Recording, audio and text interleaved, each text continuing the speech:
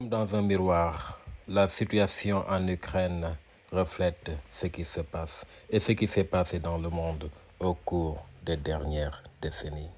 Après la dissolution de la bipolarité sur la planète, nous n'avons plus de stabilité.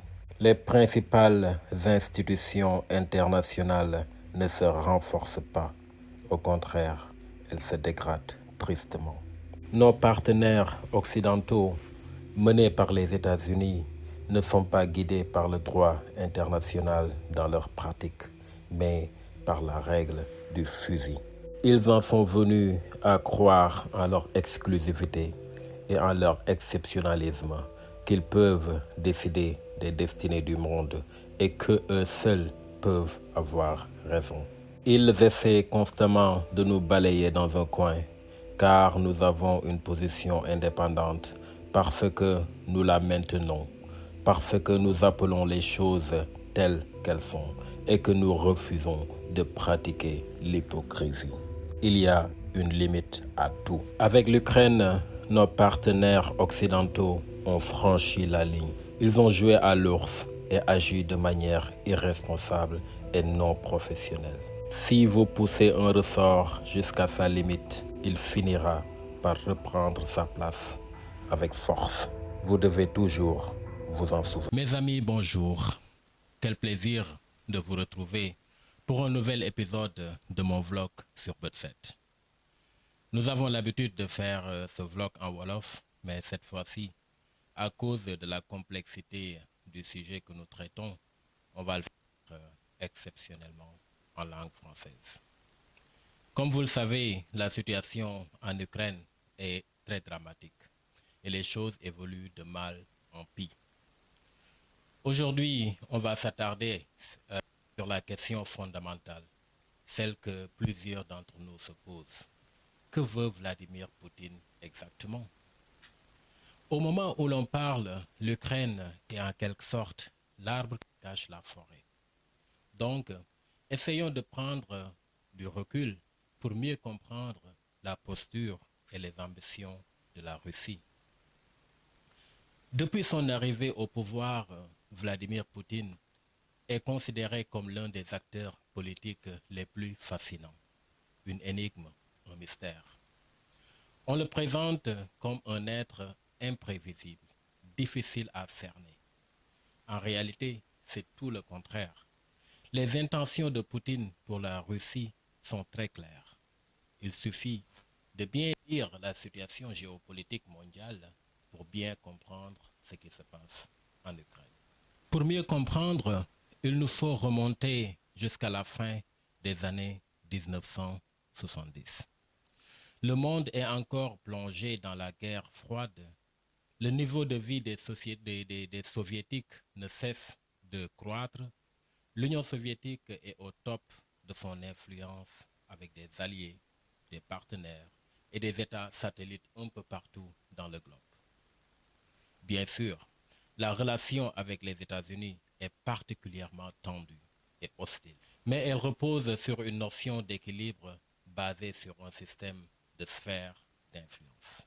D'un côté, l'Union soviétique, à la tête du bloc de l'Est, avec des pays communistes qui rejettent l'influence de l'Occident. De l'autre côté, les États-Unis, avec ses alliés, qui mènent une lutte contre le communisme et qui tentent à tout prix de contenir le bloc de l'Est afin d'en freiner la progression. Pendant que Washington peut compter sur l'alliance militaire de l'OTAN, Moscou mise sur une alliance équivalente, le pacte de Varsovie. En ce moment, le rapport de force est plutôt équilibré, entraînant un monde bipolaire, avec deux grandes puissances qui agissent comme des pôles géopolitiques à part entière. On assiste alors à une rivalité qui stimule la compétition et impose aux États-Unis et à l'Occident une certaine humilité politique, car l'existence d'une alternative permet aux pays du monde entier de choisir leur camp et de négocier leur allégeance en fonction de leurs propres intérêts. Par exemple, si Washington refuse de se plier à un deal, l'Union soviétique devient automatiquement une alternative. Si par exemple les États-Unis tentent de renverser votre régime ou de nuire à vos intérêts, l'Union soviétique saute à votre aide. C'était le cas de Cuba, du Nicaragua, du Venezuela, de l'Iran. Bien des exemples qui montraient l'importance du contrepoids soviétique dans un monde bipolaire. Les petits pays arrivent alors à résister face à Washington ou même face à Moscou, car dans les deux camps, ils peuvent compter sur un appui quasi similaire de la part de la puissance rivale. Chaque action entraîne une réaction. Même si ça peut sembler paradoxal, cette parité était globalement bénéfique pour l'ordre mondial, en garantissant qu'aucune nation puisse abuser de son influence. Mais surtout, elle permettait à Washington et à Moscou de repousser leurs propres frontières militaires en installant des zones d'influence de manière à créer une zone tampon face à l'ennemi. Avec l'OTAN et le pacte de Varsovie, la potentielle ligne militaire se trouvait à plus de 1600 km de la capitale soviétique, ce qui rassurait la Russie, car dans l'éventualité d'une invasion militaire, elle aurait eu assez d'espace pour briser une attaque avant qu'elle n'atteigne le cœur de la Russie. Ainsi, la Russie peut protéger ses frontières par la voie de l'influence. Les États-Unis, par contre, peuvent renoncer à protéger ses frontières par la voie de l'influence, le pays étant isolé par deux océans, ce qui rend toute invasion par voie terrestre quasi impossible. La Russie, elle, a 14 pays frontaliers. Par conséquent, la notion de sphère d'influence d'État tampon est décisive pour sa sécurité. Or, tout ça s'est effondré avec la fin de la guerre froide, la chute de l'Union soviétique. Les pays tampons se sont séparés les uns après les autres. La Russie alors a connu une période profonde d'instabilité. Le niveau de vie s'est écroulé. Pendant ce temps, les États-Unis émergent comme une superpuissance hégémonique. En conséquence, c'est l'ordre mondial bipolaire qui s'est effondré. Sans aucun contrepoids crédible, les Américains agissent en roi du monde en toute arrogance. L'influence des Américains se déploie au sein des anciennes républiques du bloc soviétique qui cherchent un moyen de se relever après l'éclatement de l'Union soviétique. Pire encore pour la Russie, non seulement l'OTAN continue à exister, mais l'alliance s'étend de plus en plus vers l'Est en incluant des États des anciens pays du sphère d'influence de la Russie comme nouveaux membres, tels que la Pologne, la Hongrie, la République tchèque, la Bulgarie, la Roumanie, les pays baltes. Pour Vladimir Poutine, qui arrive au pouvoir au début de l'an 2000, le portrait stratégique est alors un véritable désastre. Il déplore la fin de l'équilibre et croit profondément que le monde est moins stable et que les États sont moins libres dans un système unipolaire dominé par une seule puissance. Il va encore plus loin.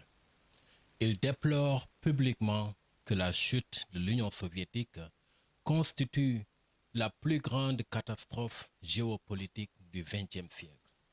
En réalité, ce que Poutine dénonce, ce n'est pas la fin du communisme, mais c'est bien la fin de la bipolarité. Il considère que la Russie se trouve dans un état d'assiègement à cause de l'adhésion à l'OTAN des pays limitrophes à la Russie. Les États-Unis ont poussé la Russie dans un coin et porté la ligne de feu potentielle directement sur la frontière russe. Pour Vladimir Poutine, la Russie a un fusil sur la tempe. et il faut briser ce carcan. Et c'est là qu'on répond finalement à notre question initiale. Qu'est-ce que veut la Russie? Quand on prend tout ça en compte, on se rend compte que c'est très simple. Poutine veut reculer l'horloge stratégique et revenir au pic de l'influence soviétique et réinstaller un monde multipolaire. Il veut reconstruire les anciens piliers géopolitiques de la Russie. Dès son arrivée au pouvoir, Vladimir Poutine s'y attelle.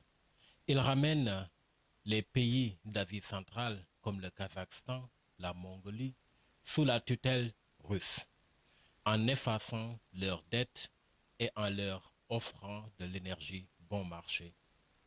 Il a consacré à la Mongolie sa première visite en tant que chef d'État. À l'Est, la Biélorussie veut rejoindre la Russie comme partenaire dans le cadre d'un État-union. Ailleurs dans le monde, on note beaucoup d'exemples d'anciens alliés de l'Union soviétique que Poutine courtise pour rebâtir les grandes assises géopolitiques de l'Union soviétique.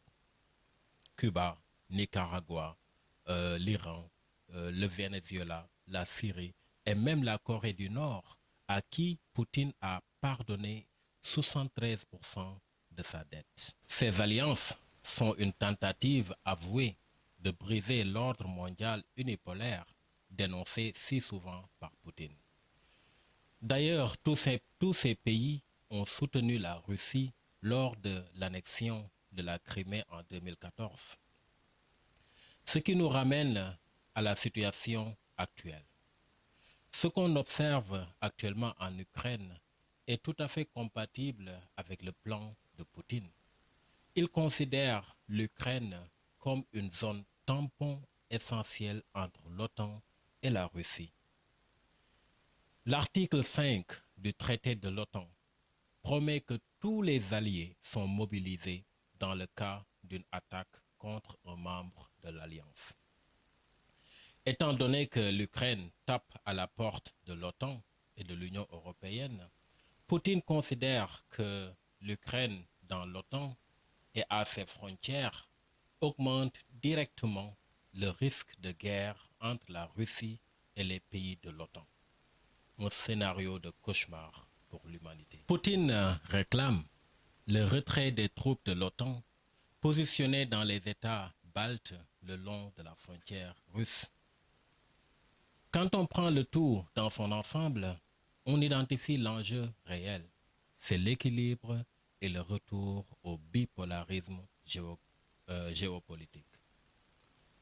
Ce que Poutine entend par démilitarisation et dénazification de l'Ukraine est maintenant clair. Il veut encercler l'armée ukrainienne, la forcer à se rendre, puis renverser le gouvernement Zelensky et le remplacer par un nouveau pouvoir plus favorable à la Russie. Dans l'esprit de Poutine, ceci ne serait rien d'autre qu'un retour d'ascenseur pour la révolution de Maïdan en 2014, lorsque l'Occident a fait tomber le président pro-russe Viktor Yanukovych. Est-ce que les actions du Kremlin sont justifiées? À chacun de se faire son avis. Une chose est sûre, les conséquences seront profondes. Poutine veut le retour à l'équilibre géopolitique et à la fin de l'ordre mondial unipolaire pour le meilleur et pour le pire. D'une manière, il l'a déjà presque réussi. Au cours des 20 dernières années, la Russie a récupéré l'essentiel de son portefeuille stratégique et la montée de la Chine avec son propre réseau d'influence marque en soi la fin de l'ordre mondial dominé par l'Occident. Ce qui reste à régler pour Poutine, c'est donc l'Ukraine et la présence de l'OTAN en Europe de l'Est. Va-t-il le réussir ou bien va-t-il plonger la Russie et le monde dans une longue instabilité? Le futur nous édifiera. Merci d'avoir suivi ce vlog de Armand sur Mode 7.